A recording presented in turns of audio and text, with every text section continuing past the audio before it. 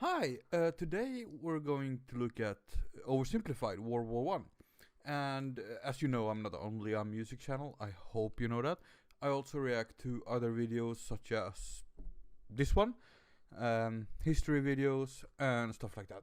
I haven't seen this channel ever before, which is kind of weird. You know, I can show you. I just looked it up, World War One and Oversimplified. I heard about him. I really want to watch this even more. But whatever. Yeah. I haven't seen his videos. I heard about him, but I haven't seen him.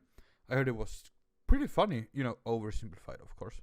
And I like to thank the tech for giving me like confidence about doing other videos other than music videos and stuff like that. So let's just dive right into it. I'm kind of curious. I don't know much about World War One. I know much about World War Two, but not World War One. So I might do part one and then part two in another video, probably. Yeah. So let's go. The world of 1914, a time of modern technology, culture, and fashion. Truly the height of civilization. Let's have a war. Yeah. Everyone knew a big war was coming. France wanted some stuff back that Germany had taken from it. Germany wanted to take more of everyone's stuff, and they were building a big sexy navy that was making the British uncomfortable. Yeah. These two empires thought they were really cool, but lots of different people who lived there didn't think it was so cool. And some of them had even been declaring independence with help from Russia. Everyone was talking about each other behind each other's I want to see this. Sorry. Why did I do that? back. There we go. I want to see this. Been declaring independence with help from Russia. Everyone was talking. Germany's butt is hairy. I hear Russia likes Nickelback. Australia reviews its mom. Let's kick Russia's butt. Yo, you got my back. You smell nice. Oh, and it looks like this. That's awesome. Talking about each other behind each other's backs, throwing the fact that military technology had come a long way since the last major war. Oh yeah, that's true. And suddenly everyone was pretty eager to beat each other up. In this area of Austria-Hungary lived some Serbs and Bosnians who hated living in Austria-Hungary. So the Austro-Hungarian Archduke Franz Ferdinand and his wife. I think they both got shot. It was 2 shots, I think, and they both died. I don't know actually, but let's just go. Let's see. Duke Franz Ferdinand goes there for a nice drive in an open-top car with his car's route published in advance. And that went just about as well as you'd expect. You won't believe number 3. Some assassins were waiting for him along the way and threw bombs at his car, but they missed and blew up some officers behind him instead. So the Archduke goes into hiding, leaves Sarajevo, and the whole war never happens. Except no, the Archduke doesn't that didn't happen. Instead goes back out in the open-top car to visit the injured officers in hospital. The driver takes a wrong turn and by sheer coincidence gets stuck beside one of the failed assassins, who shoots him. That's so Austria-Hungary is understandably pissed about all this, and they think the Serbian government had something to do with it, which they might have. So they go to their ally Germany and say, hey Germany, we're going to declare war on Serbia, and Germany is all for that. So Austria-Hungary sent a big list of... Wait. I need to look. There we go. Okay, sorry about that. Impossible demands to Serbia, and when Serbia refuses, they declare war. Yeah. Austria-Hungary and Germany are friends, and Serbia is protected by Russia, who's friends with France, so they all declare war on each other. Montenegro joins in too. France and Britain also have a kind of alliance, so when France says, hey Britain, you got my back? Britain is like, maybe. And then they decide to stay out of it, which is great for Germany, because Germany has a plan. They know that Russia is so big and clumsy that it will take them a while to get ready for war. So with this guy in charge, Germany will send all... I'm sorry, I'm learning, okay? So sorry about stopping and going everywhere. I'm learning. Clumsy that it will take them a while to get ready for war. So with this guy in... Helmut von Moltke? I don't know how to say his name. Germany will send all its troops into France at lightning speed while Russia's getting ready. Defeat France, then move all the troops to Russia and defeat Russia, and then we all speak German and eat Pfefferpottast every day. Just one problem. Oh, that's so good. France has loads of forts and defenses along its German border, and Germany can't waste any time fighting them, so Germany decides to go around them. Through Belgium. Yeah. Through the Ardennes, I think it is.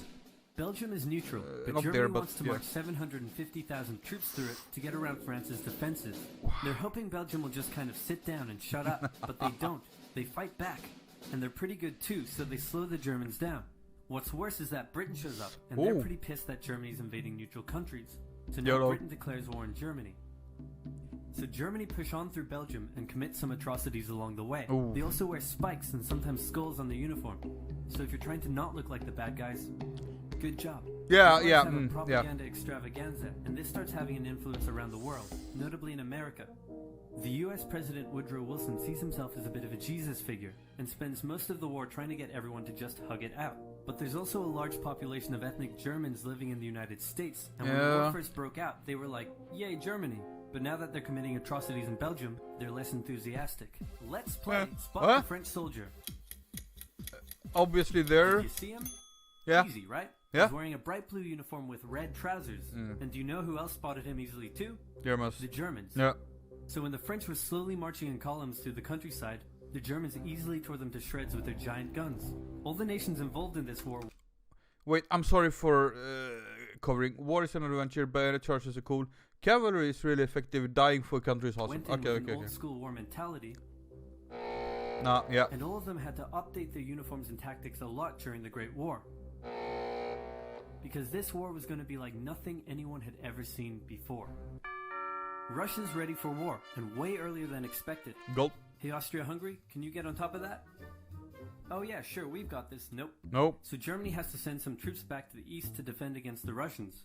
The chief of staff of the Austro-Hungarian army is this guy, and although he is handsome, he turns out not to be the best military strategist. Although he is Austria-Hungary handsome. constantly ignores Alright. Germany's advice, and then comes running back How to about I Germany don't? whenever they get in trouble. Austria-Hungary even gets its ass kicked by tiny Serbia, who repels all their invasion attempts at the start of the war. It's better news for Germany in the north, though, where they almost completely wipe out the Russian Second Army. Back on the Western Front, the Germans continue advancing and are in sight of Paris. At this point, anyone would be forgiven for thinking the Germans were going to get that quick victory after all. But then things start to go wrong. The French commander-in-chief knew something had to be done, and he ordered his armies to stop retreating. In the resulting battle, a gap opened up in the Battle of German Marne. lines. If a gap opens up, the enemy can use it to flank you from the side and behind, so the German armies have to retreat. The Allies launch a counterattack, so the Germans dig into defensive positions. The Oh, Allies here do it the comes. same. Yeah, here comes the war. Then both sides move north, trying to outflank each other along the way. When they reach the sea, they're in a stalemate with trench systems running the whole way from the coast to Switzerland, the beginning of trench warfare on the Western Front. Here's how trench warfare works. Okay, Two tell me. opposing lines of trenches with no man's land in between. Yeah. One side would pummel the other with hundreds of thousands of artillery shells, sometimes for days at a time. And This then had run a over. huge psychological effect on the soldiers, leaving many shell-shocked. Then, the attacking troops would leave their trenches Yeah. and rush across no man's land, a muddy wet mass of shell craters and barbed wire. The defending trench would unleash machine gun fire on the attackers, inflicting thousands of casualties. The attackers would send wave after wave until either they gave up or the opposing trench was finally overrun. There would be months of fighting and the deaths of thousands in order to gain a few meters or kilometers of land. It moved. Living in the trenches Alright. was hard work too.